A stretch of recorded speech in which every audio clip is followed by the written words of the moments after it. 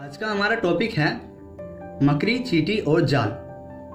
एक मकड़ी अपना जाल बनाने के लिए एक उपयुक्त स्थान ढूंढ रही थी। वह चाहती थी उसका जाल ऐसे स्थान पर हो जहां ढेर सारे कीड़े मकोड़े और मक्खियां आकर फंसे। इस तरह वह खाते पीते और आराम से अपना जीवन व्यतीत करना चाहती थी। उसे एक घर के कमरे का एक कोना पसंद आ गया और वह वहां जाल बनाने की तैयारी करने लगी।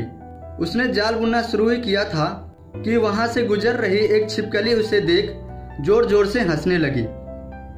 मकड़ी ने जब छिपकली से उसके हंसने का कारण पूछा तो छिपकली बोली, मैं तुम्हारी बेवकूफ़ी पर हंस रही हूँ। तुम्हें दिखाई नहीं पड़ता?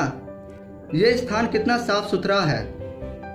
यहाँ ना कीड़े मकोड़े हैं ना ही मक्खियाँ। तुम्हारे जाल में फंसेगा कौन? छिपकली की बात सुनकर मकड़ी ने उस कोने में जाल बनाने का विचार त्याग दिया और दूसरे स्थान की तलाश करने लगी। उसने घर के बरामदे से लगी एक खिड़की देखी और वह वहां जाल बनाने लगी। उसने आधा जाल बुनकर तैयार कर लिया था, तभी वहां एक चिड़िया आई और उसका मजाक उड़ाने लगी। अरे तुम्हारा दिमाग खराब हो गया है क्या, जो इस खिड़की पर जाल बुन रही हो? तेज हवा चलेगी और तुम्हारा जाल उड़ जाएगा। मकड़ी को चिड़िया की बात सही लगी।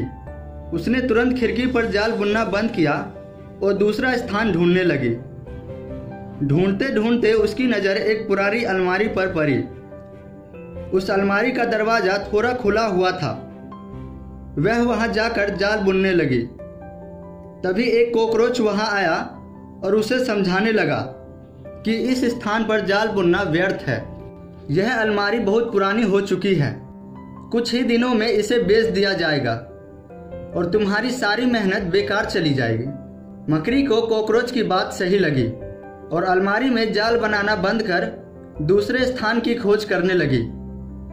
लेकिन इन सब के बीच पूरा दिन निकल चुका था। अब उसमें इतनी हिम्मत नहीं रह गई थी कि वह जाल बना सके। थक हार कर वह एक स्थान पर बैठ गई। वहीं एक चींटी भी बैठी हुई थी। थकी हारी मकड़ी को देख चींटी बोली, मैं तुम्हें सुबह से देख रही हूँ। तुम जाल बनाना शुरू करती हो और दूसरों की बातों में आकर उसे अधूरा छोड़ देती हो। जो दूसरों की बातों में आता है उसका तुम्हारे जैसा ही हाल होता है। चींटी की बात सुनकर मकड़ी को अपने गलती का एहसास हुआ और पछताने लगी।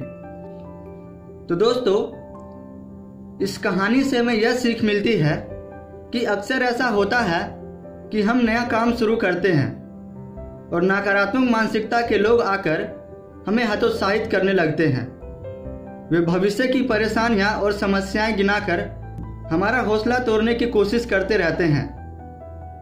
कई बार हम उनकी बातों में आकर अपना काम उस स्थिति में छोड़ देते हैं जब यह पूरा होने के कगार पर होता है और बाद में समय निकल जाने पर हम पछताते रह जाते हैं। आवश्यकता है कि जब भी कोई नया काम शुरू करे तो पूर्ण सोच विचार करके और किसी अन्य व्यक्ति के नकारात्मक बातों में आने की बजाय दृढ़ निश्चय और आत्मविश्वास के साथ उस कार्य को पूर्ण करें। कार्य अवश्य पूर्ण होगा। तो आशा करता हूँ दोस्तों, आपको इस स्टोरी से कुछ समझ में आया होगा।